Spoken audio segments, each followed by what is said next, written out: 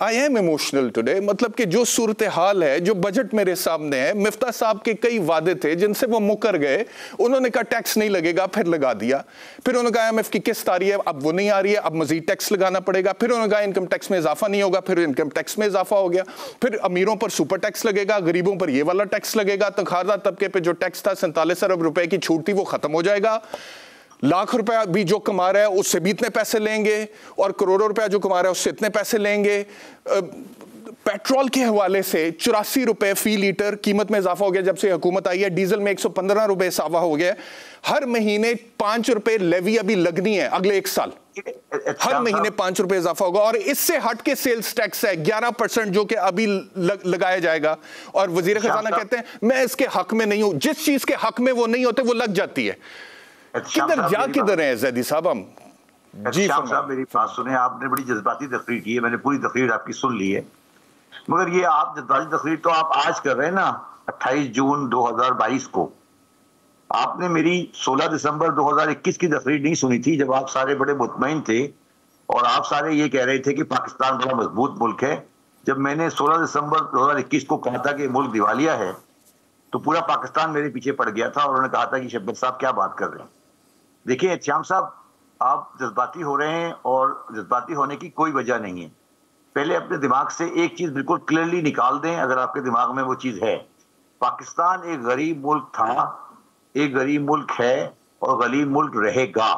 पाकिस्तान का जो western area है जो आज पाकिस्तान कहलाता है, लेकिन आप बोले मैं बाद में इख्तिलाफ करूंगा। नहीं, आप इख्तिलाफ करते रहे, आपका राइट है, मैं इख्तिलाफ आपका करते, मगर मैं कोई बात भी जो करता हूँ ना वो फैक्ट के बगैर नहीं कर। मगर मैं पाकिस्तान एक गरीब मुल्क है, पाकिस्तान गरीब मुल्क था और गरीब मुल्क रहेगा।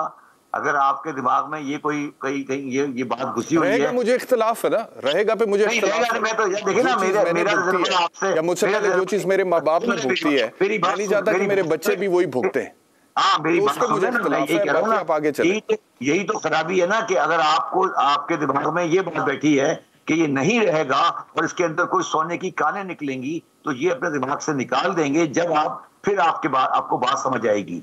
आप ये इस तरह तकरीरें करते रहेंगे कि जी मेरे बच्चे। आगे चले शब्बीर साहब, आगे चले, मैं इसका जवाब दूंगा। दूसरी बात जो आपने बोला, मैं I don't want to cut you right now, जो आपने शहबाज शरीफ की बात की है वो 1992 से इस मुल्क में हुक्मरान है। उनको समझ आ रही है वो क्या करें, वो उनको शर्म आनी चाहिए कि वो जो बातें वो कर रहे हैं, उनको शर्म आनी चाहिए कि वो 30 साल से इस मुल्क में हुक्मरान है और वो बातें इस तरह कर रहे हैं कि ये होगा वो होगा। उनको समझ नहीं आ रही थी उन्होंने क्या किया है। तो ये सब बेकार की बातें। अपने इब्राहिम साहब, मैंने आपके सामने पाकिस्तान की बैलेंस शीट 16 दिसंबर 2021 को रख दी थी और मैं आज आपको कह रहा हूं कि अगर आप कुछ भी कर लें, आप जितने मर्जी जज्बाती तकरीरें कर लें, जितनी मर्जी मैनेजमेंट कर लें, आपका 23, 24, 25, 26 अच्छे साल नहीं है। लेकिन ये साबिक वफाकी वजीर हवाबाजी गुलाम सरवर साहब जो थे, उन्होंने जो ड्रोन अटैक किया था PIA के ऊपर ये कहकर, उन्होंने जो वर्बल ड्रोन अटैक किया था PIA के ऊपर ये कहकर कि इतने 100 पायलट्स की डिग्रियां जाली हैं, which was a misstatement, factually incorrect statement था। उसकी वजह से पूरे यूरोप में PIA बैन हो गया, ऑपरेशंस बैन हो गए, अरबों रुपए का नुकसान हो गया। मेरी फर्म 20 साल तक उसमें फॉरेन इन्वेस्टमेंट ना भी आती, मैनेजमेंट ठीक होती। आपसे फैक्ट्स की बात कर रहे हैं ना, समझे ना हमारी बात को। हम ये कह रहे हैं कि जब पाकिस्तान दुनिया के किसी मुल्क के अंदर ओपन एयर पॉलिसी इस तरह नहीं होती।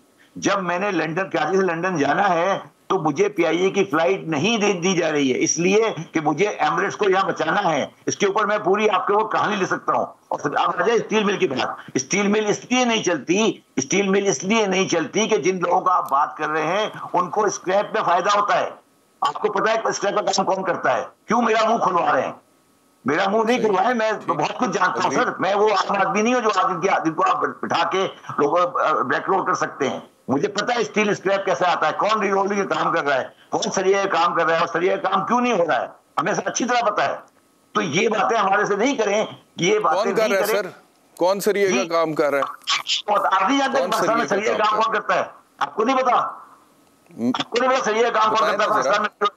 रीलोइंग काम कौन करता है? आपको दावा नहीं है? आपको याद नहीं है बेनजीर के जमाने में झगड़ा हुआ था, कौन था? आप जानते हैं इसी तरह पाकिस्तान में कौन काम करता है सरिये का?